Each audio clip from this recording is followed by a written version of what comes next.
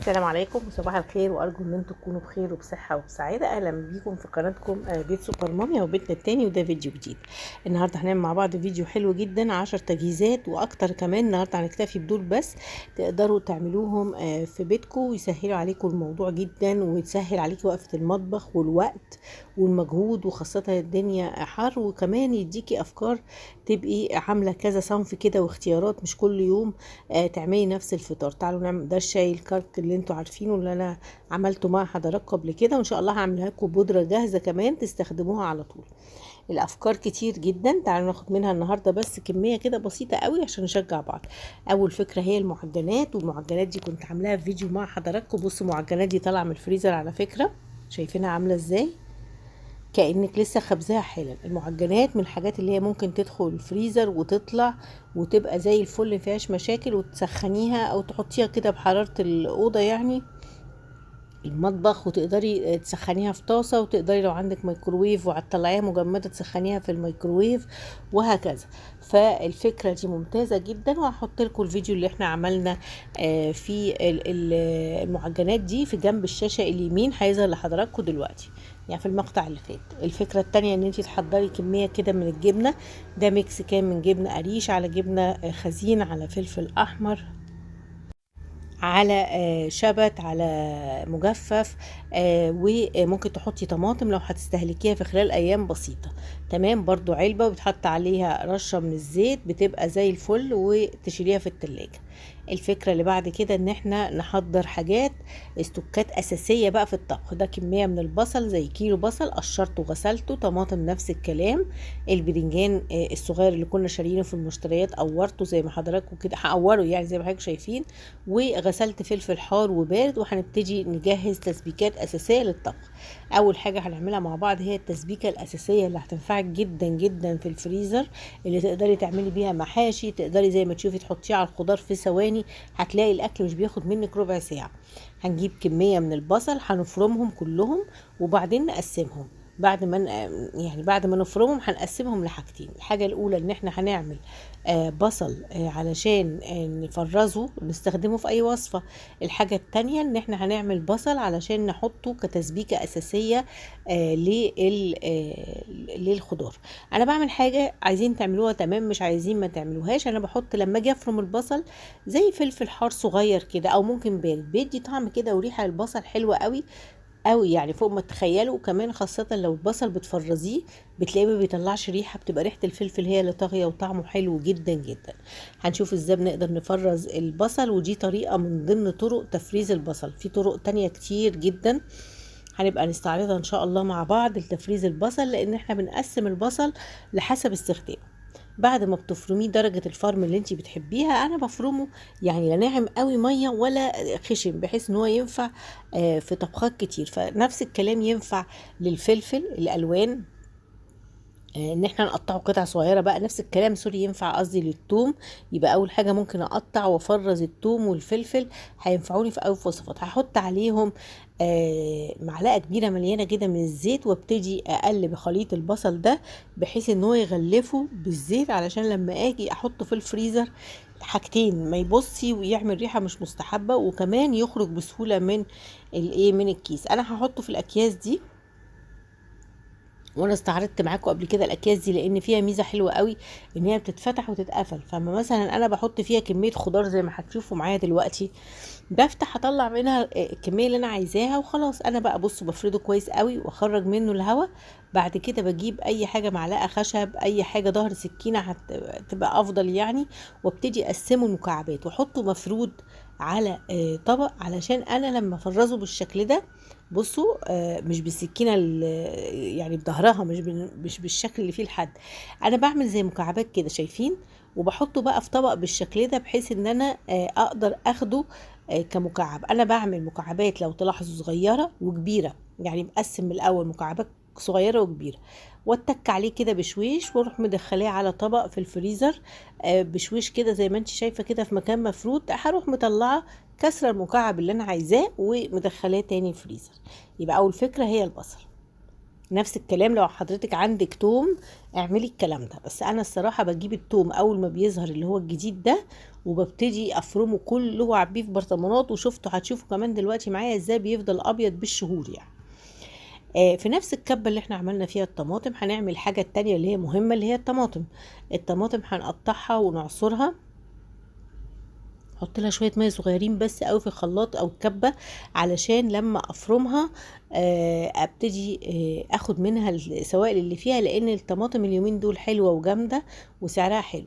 طيب عايزاكم بس تركزوا معايا في جزء مهم قوي في الفيديو، ان موضوع المعجنات ده انا ممكن تعمليه من الجبن اللي احنا كنا شاريينها في المشتريات، وكذلك الطماطم من المشتريات اللي احنا كنا شاريينها.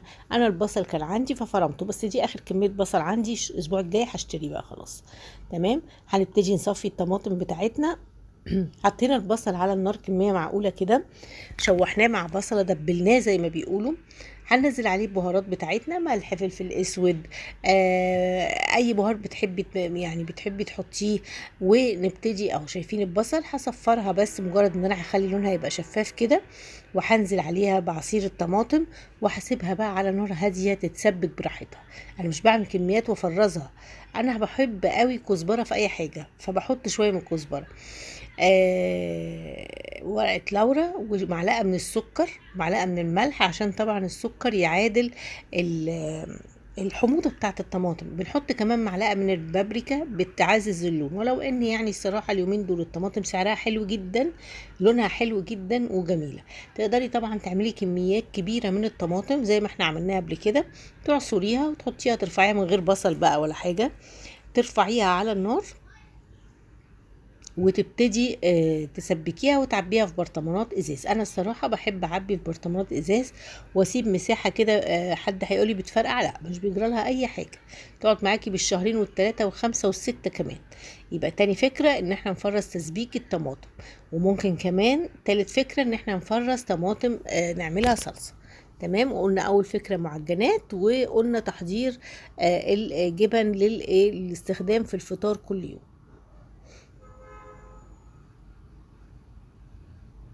هرجعها بس على نار هاديه، علشان يعني ايه ما تحرقش مني الطماطم من تحت. انا ممكن اسرح عليها كده ولا كده، فابتدي ايه اعملها. طيب تعالوا بقى نعمل خلطه تانية برضو حلوه قوي. هي الخلطه بصوا التوم انا بوريهولكم، بس التوم شوفوا ابيض ازاي، وطلعت برطمان جديد بس لسه متجمد، بتسيبيه يهدى شويه. انا بوريكم هسيبه، بصوا هو جامد ازاي، بس جامد وبيتحرك، بس نسيبه يهدى زي مثلا 5 دقايق، الدنيا حر يعني، ولونه شايفين ابيض زي ما هو، بس يهدى شويه وهبتدي اخد منه. على ما يهدى شويه هنعمل ايه، هنعمل البدنجان. والبدنجان هنقوره ونستخدمه في ان احنا نعمله محشي. احنا كنا في فيديو سابق عملنا البدنجان الاسود، فالنهارده انا جبت البدنجان الابيض، لقيت الكيلو ونص برضو ب10. فجبت برضو وهبتدي اقوره بالشكل اللي حضراتكم شايفينه. مقوار الصراحه ده اللي هو اللي بيسموه مقوار سوري، هو رفيع جدا، وانا بحب البدنجان الصغير ده، بيبقى طعمه احلى كده، ويبقى الواحد ما كلش كميه محشي كبيره يعني مش محشي، كميه رز كبيره قصدي. برضو ده تجهيز ممتاز جدا، ويتحط في الفريزر تطلعي تحشي على طول. خلاص. اهم حاجه في يوم التحضيرات اللي انت بتعمليه ده ان انت تحافظي على نظافه المطبخ من حواليكي، لان بتبقى الحاجات كتير وحلل ومفرمه وكبه ومش عارف ايه، فلازم اول باول تكوني بتنضفي الحاجات، القطع بتاعتك اللي استخدمتيها كويس، وتسيبيها تنشف حلو قوي عشان تشيليها وترجعيها مكانها، والا المطبخ كده هيتبهدل منك. بعد ما قورنا البدنجان، خدنا في طاسه معلقه من السمنه. والناس الجديده معانا في القناه اللي بتقولي فين يعني انت ازاي بتفرزي الخضار بطريقه السمنه، اهو نفس الطريقه تنطبق على البسله بالجزر، الباميه، الفاصوليا، المشروم، الجزر لوحده، نفس الطريقه اللي انتم شايفينها دي. نفس الكلام في الكوسه بتاعه الحشو، البدنجان بتاع الحشو، الفلفل بتاع الحشو، نفس الطريقه. معلقه من السمنه، ورق لورا، ممكن ترشي رشه ملح وفلفل اسود، وممكن تحطي معلقه من المرقه الفوريه اللي احنا عاملينها مع بعض. هنزل البدنجان ده كده، هبتدي اقلبه، هتشوفوا يعني. وانتوا انا حطيت معلقه سمنه صغيره، ممكن زيت ممكن زيت، بس الصراحه يعني انا افضل السمنه، لان السمنه بتدي يعني ريحه حلوه للحاجه. يعني انت بعد كده هتطبخيها بسمنه، فلا خلاص بعد ما تيجي تطبخي بقى مش هنحط سمنه في المحشي خالص. تمام. وكذلك في الخضار. انا المرقه خلصت من عندي الصراحه، هعملها معاكم ان شاء الله الايام الجايه. فرشيت رشه من الملح والفلفل الاسود، وبهرت البرنجان بتاعي كده ورق لورا. هو جاهز ان هو، بصوا وهو بيتشوح، بصوا شايفينه من بره بيحمر، يعني كل قطعه من البرنجان بتتقفل عشان حاطين عليها سمنه. طيب التجهيز اللي بعد كده الخامس، او شوفوا عدوا بقى انتوا، اللي هو الفلفل الحار. بنجيب كميه من الفلفل الحار، هو دلوقتي رخيص جدا، بس انا بحب اخلط حار مع بارد علشان ما يبقاش كله حار يعني. وهنحط شويه من ده وشويه من ده، ونبتدي نفرمه في الكبه. ما نحطش عليه حاجه خالص، نفرمه بس في الكبه، ما تحطوش زيت. ممكن تحطوا معلقه توم لو عاوزين، انا حطيت معلقه واحده بس صغيره من التوم. وادي فلفل بارد اهو، وهفرمه في الكبه، وابتدي اضيف عليه معلقه من الملح صغيره، معلقه من السكر، ودي مهمه قوي لان بتحافظ على لون الفلفل، بيفضل احمر فتره طويله. ومعلقه من الثوم صغيره. مفيش بقى خل، مفيش اي حاجه، لان الخل ده لو احنا عايزين نعمل خلطه لحاجه معينه. تمام، اهو فرمناه اهو في الكبه الصغيره ونعمناه خالص.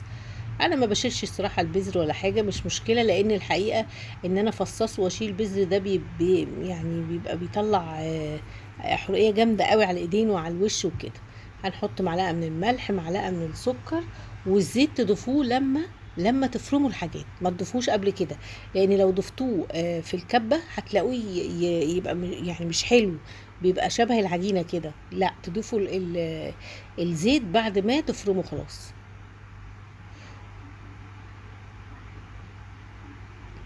طيب لو انت عامله كميه كبيره، هتعبي في برطمانات وتشيلي في الفريزر. لكن لو زي كده على قد برطمان واحد بس، فيبقى البرطمان هيتحط في التلاجة عادي جدا. طالما بتاخدي معلقه نظيفه وهو حواليه الزيت زي ما انت شايفه، هتشيليه يقعد له في التلاجة اسبوعين 3، ما يجرالوش حاجه. تستخدميه في اكل بقى، تستخدميه في محاشي، تستخدميه على جبن، تستخدميه على الفول، تستخدميه على تورلي، اي حاجه بقى، كبده يعني.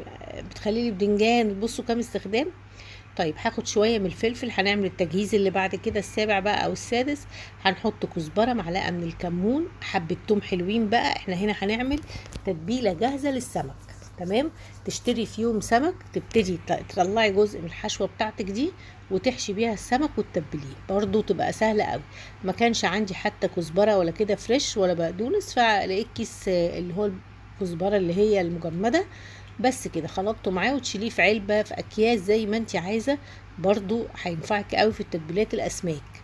تمام، تشتري سمك في اي وقت يبقى جاهز. كمان عصرت عليه الليمون عشان يحافظ على الالوان بقى، اللون بتاع الخضره، ويبقى ماده حافظه للثوم. تمام، عشان الثوم اتخلط مع حاجات تانية. عصرت ليمونتين لان الليمون كان صغير الصراحه. كده تتبيله اسماك جاهزه معاكي. ناويه تجهزي الاسبوع ده سمك، هتطلعي جزء من التتبيله وتبتدي ايه، تتبلي السمك بتاعك في ثواني. شويه من الزيت برضو، نغلفهم بالشكل ده، ونبتدي نشيلهم في اكياس او في برطمانات. ادي الايه الحاجه اللي بعد كده، التجهيزه اللي بعد كده اللي عملناها. وادي الفلفل اهو، وادي تتبيله الاسماك. ادي البدنجان شايفينه بقى اتغلف اتحمر كانه، ولونه اتغير من السمنه وتشويحه فيها.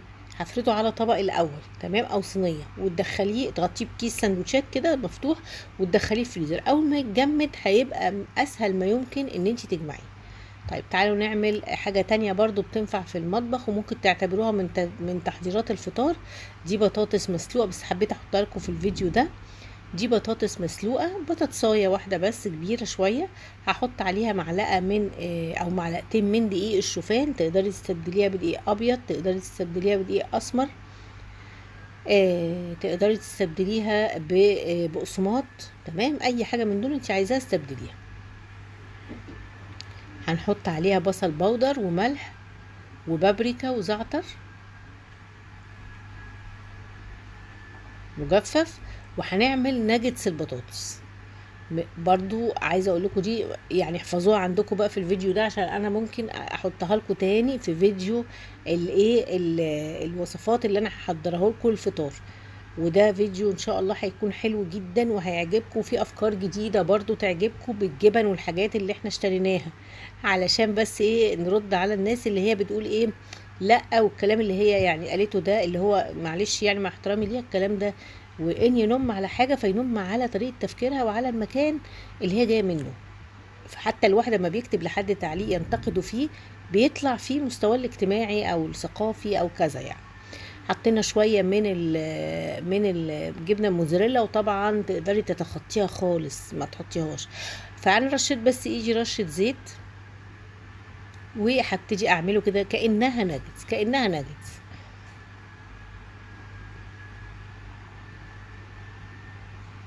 خلاص كده احنا بنعمل مع بعض وصفات وبنجتهد فيها على قد ظروفنا، وعلى قد زي ما حضراتكم كتبتوا على قد ان انتوا كل واحد بيزود حسب طاقة اهله في الاكل وعدد افراد اسرته. بس انا عاملة ميزانيات 4 افراد على فكرة، فانت عندك 6 افراد 5 افراد بالهنا والشفا تزودي شوية. نزلتهم بقى في بقسماط مطحون، بس ما عملتش حاجة غير ان انا هي بتبقى طرية فنزلتها كده في بقسماط مطحون وبس كده، ما بلتهاش يعني لا ببيض ولا باي حاجه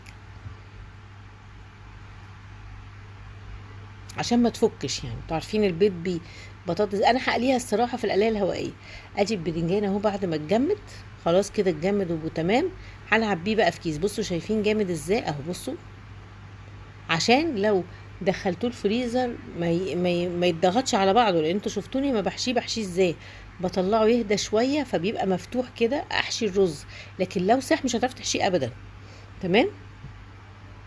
ادي البصله وشايفين بقى مكعبات ازاي، بوريهولكوا بس وهدخله تاني الفريزر. التقسيمه اللي عملناها نفعتنا، وممكن على فكره التقسيمه دي تعمليها في اللحمه المفرومه، يعني مثلا تاخدي ربع كيلو تقسميه على 3، فاهمه قصدي. ادي الصلصه خلصت اتسبكت، عبيناها في برطمان ازاز وعلى التلاجة، انا مش هحطه في فريزر انا بجهز تجهيزات اسبوعيه للطبخ من الحاجات اللي احنا اشتريناها مع بعض. ادي الناجتس بعد ما فردتها نفس الكلام على الصينيه واتجمدت، رحت جمعاها في كيس. برضو تقدري تحطيها جنب الفطار، تقليها في الزيت جنب الغدا، تحطيها في القلايه الهوائيه زي ما انت عايزه. طب تعالوا نشوف بقى استخدام الخضار. لو انا بقى يوم عادي جايه من الشغل، طلعت كيس شويه من البسله اللي احنا مفرزينها مع بعض، وشويه من الفاصوليا اللي احنا برضو مفرزينها مع بعض، وقطعت عليها بطاطسايه. هنضيف الخضار بقى شويه غلوه زي ما قلنا المرقه او الميه اللي عندكم يعني، وبعد كده بنضيف الطماطم او الصلصه اللي احنا لسه عاملينها حالا مع بعض، شويه رز ابيض مع الوصفه دي، ويبقى كده عملتي ايه الغدا ومفيش اي مشاكل خالص. ومن غير لحوم كمان، عايزه تضيفي له شويه لحمه مفرومه، تضيفي له كفته، تضيفي له اي حاجه بقى، دي حريه ايه شخصيه.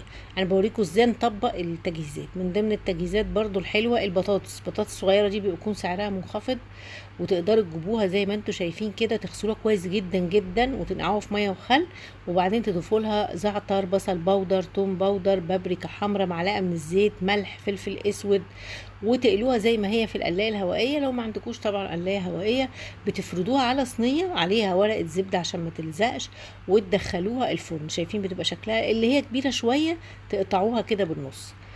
من ضمن التجهيزات برضو اللحوم، ان احنا عملنا هنا كفتة رز، ربع كيلو لحمة مفرومة عليه كوباية من الرز المطحون، عشان لسه حد سألني. لا الرز المطحون انا بشتري جاهز الصراحة، اي ماركة، سنبلة الفرات، بكري، اي ماركة بتحبيها، والخضرة وبصل وبس كده.